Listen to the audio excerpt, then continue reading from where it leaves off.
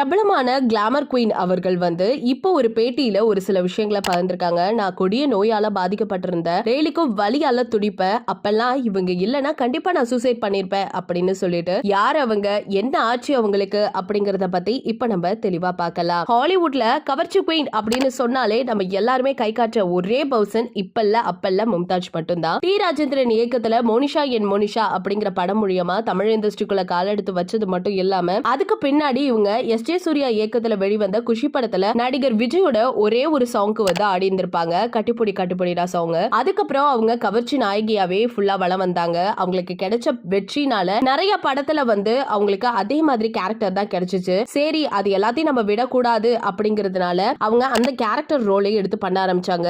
ஒரு பக்கம் ஹீரோயினியா இருந்தாங்க, ஒரு பக்கம் சில சாங்க்கு சும்மா கிளாமரா டான்ஸ் மட்டும் ஆடிட்டு போயிட்டு இருப்பாங்க. இப்படிதான் மும்தாஜோட கெரியர் தமிழ்ல மட்டும் இல்லாம தெலுங்கு, மலையாளம், கன்னடம்னு சொல்லிட்டு எல்லா மொழிகளிலுமே அவங்களுக்கு அடிக்கடிக்கா வாய்ப்பு கிடைச்சிச்சு. இத கயிறு மாதிரி புடிச்சுக்கிட்டு ஒரு பீக் லெவலுக்கு வந்துட்டாங்க. தென்னிந்திய திரையுலகல்ல செம பிஸியா சீக்கிரமாவே ஒரு பீக்குக்கு வந்தது மட்டும் இல்லாம ஒரு நடிகையா இப்ப வரைக்கும் நல்ல பேரோட வளம் வந்துட்டு இருக்க ஒரு பர்சனா அது மும்தாஜ் மட்டும்தான். கடந்த 2009ஆம் ஆண்டு வெளிவந்த ராஜாத்தி ராஜா அப்படிங்கிற படத்துக்கு பின்னாடி சினிமா விட்டு முழுமையா விலகியும் போயிட்டாங்க. அதுக்கு பின்னாடி சுமார் 10 ஆண்டுகள் இருக்கும். எங்க இருக்காங்க, என்ன பண்றாங்க எதுவுமே தெரியாம அப்படியே காணாம போயிட்டாங்க. திடீர்னு பார்த்தா விஜய் டிவில நடக்கிற ரியாலிட்டி ஷோவான பிக் பாஸ்ல திடீர்னு கம்பேக் கொடுத்திருந்தாங்க. அதுவும் செகண்ட் சீசன்ல பார்க்கவே ரொம்ப ஆச்சரியமா இருந்துச்சு. ஆல் அட்ரஸ் இல்லாம இருந்தவங்க திடீர்னு வந்தது எல்லாருக்கும் செம்ம ஷாக். அதுக்கப்புறம் பிக் பாஸ் 2 முடிஞ்சதுக்கு அப்புறம் திரும்பியும் எங்க போனாங்க அப்படிங்கிறது யாருக்குமே தெரியல. சரி, எங்கேயாவது நல்லா தான் இருப்பாங்க அப்படின்னு எல்லாருமே நம்பிட்டு இருந்தோம். சோ இப்படிதான் அவங்களோட வாழ்க்கை சுத்தமா அப்படியே போயிட்டு இருந்துச்சு.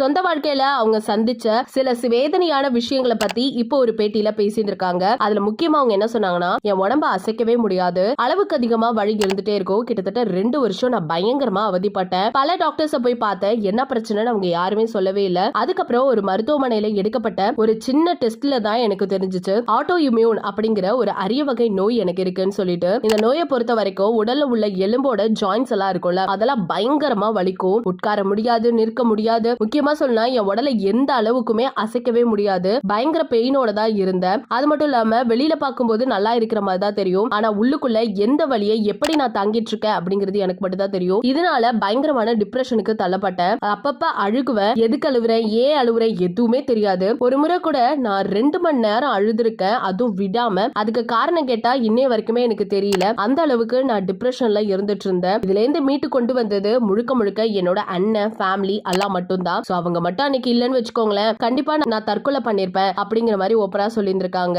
அது மட்டும் இல்லாம ஒரு ரிக்வெஸ்ட் கேட்டிருந்திருக்காங்க. நான் படங்கள்ல ஏன் தான் நான் ஹாட்டா நடிச்சேன்னு இப்ப ரொம்பவே ஃபீல் பண்ணிட்டு இருக்கேன். பிகாஸ் என்னோட கவர்ச்சியான புகைப்படங்கள் இன்னைக்குமே சோஷியல் மீடியாவில் பரவிக்கிட்டு தான் இருக்கு. இதெல்லாம் ஷேர் பண்ணாதீங்க, நான் நிறைய தடவை சொல்லி பார்த்துட்டேன். தயவு செஞ்சு இனிமே யாருமே ஷேர் பண்ணாதீங்க. இது எல்லாமே உங்களுக்கு தெரிஞ்சிச்சுன்னா டெலீட் பண்ணிடுங்கன்னு ரசிகர்கள் கிட்ட ஒரு கோரிக்கையும் விடுத்திருந்திருக்காங்க. இனி எனக்கு திருமணம் ஆகுமா அப்படிங்கிற நம்பிக்கை எனக்கு சுத்தமா இல்ல, ஆனா பார்க்கலாம் அப்படிங்கிற மாதிரி மும்தாஜ் அவர்கள் சொல்லியிருக்க இந்த ஒரு விஷயம் ரசிகர்கள் மத்தியில பேசு பொருளா மாறி இருக்கு. இத பத்தி உங்களோட கருத்துக்கள் என்ன அப்படிங்கறத மறக்காம நம்ம கமெண்ட் செக்ஷன்ல ஷேர் பண்ணிக்கோங்க. இது போல அப்டேட்ஸ் நீங்க உடனுக்குடனே தெரிஞ்சுக்கணும்னா நம்ம சேனலை சப்ஸ்கிரைப் பண்ணி வச்சுக்கோங்க.